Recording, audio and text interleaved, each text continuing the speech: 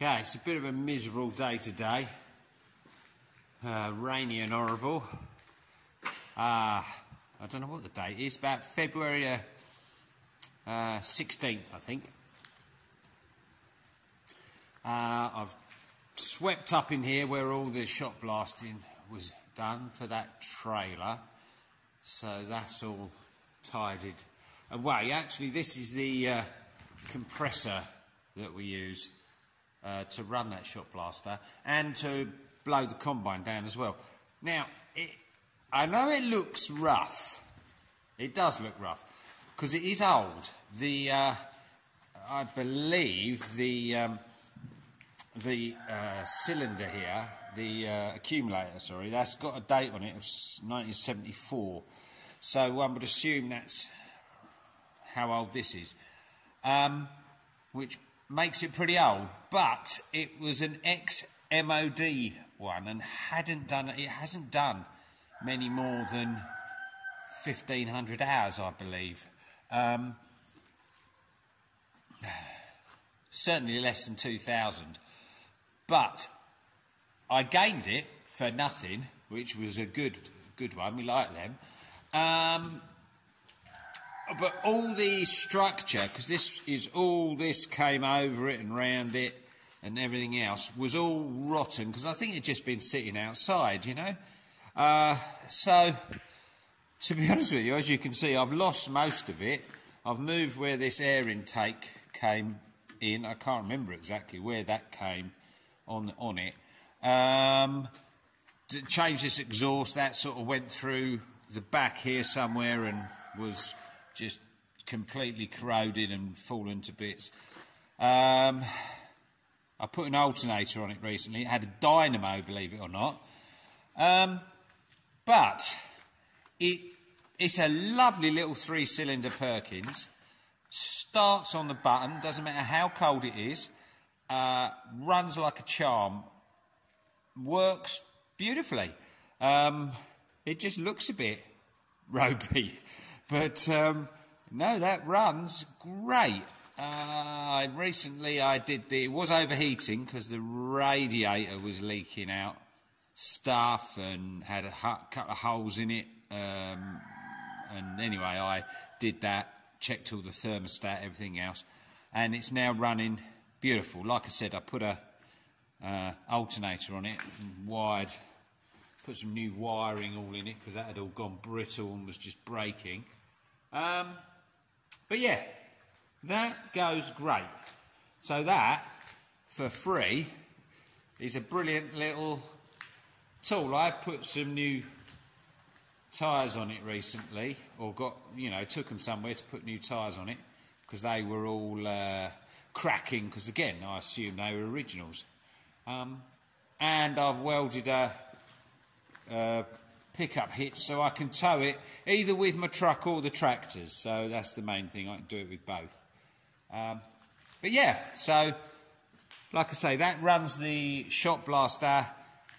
I blow the combine, well, I blow everything down with it, to be honest with you. I use that, blow a lot of mud off stuff before I power wash it. It makes a hell of a difference, makes it power wash so much better as well if you blow as much off as you can. And then a few years ago, there was like a sale room round here, near here, and they were selling stuff, and I bought some couple of road guns. I think they're only about £40. So we can use them to break up concrete. Although I have used the road gun, that last time I used it was to knock a track pin in my excavator. And that worked brilliantly. If anyone wants a tip how to do that, use that. Now, so what I thought I'd do today, or one of the things I'm doing, is just changing the oil on the 1594. Well, in the instruction book for it, it was every 100 hours. But I've never ever done that. I change it every 200 hours, and quite frankly, Well, I've had it here for 35 years and it seems fine, so I'll keep doing that. The other thing you need to change on it is it's got one of these Sims, I think they're, no, it's a Minimec, sorry, Minimec inline pump, and they have, rather than being lubricated with diesel, they're lubricated with oil that you should change when you change the engine oil. So I'm doing that as well. That's a level plug for when you fill it up from here, but when it starts coming out there, that's what we do with that. As for the 1594, I turboed it some years back now to give it, essentially turn it into a 1694. As you can see, I try and keep it quite tight. It's in pretty good nick. It's got an air seat in it, and it does the spraying. It's got a little navigation, really good actually. That's a black box. What do they call that now? I can't remember the actual name of it, but that's really a really nice little simple system. So I use that, and that does most of the spraying. The sprayer will fit on any of the tractors, including the two New Hollands, the two big New Hollands, which they've got guidance. But to be honest with you, I prefer it on this. I think it fits on there better. It's a smaller, lighter tractor, and it's not so aggressive on the booms when you're turning. If you're using the guidance to turn, it's very whippy. They sort of pull straight onto a tram line and whip the booms, whereas this, obviously, I can control it with the steering.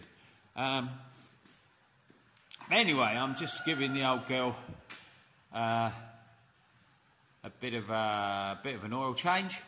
Like I say, it used to be, that was our main tractor a few years back, or 10 years ago maybe, but everything is too big for it now. It wouldn't really pull anything.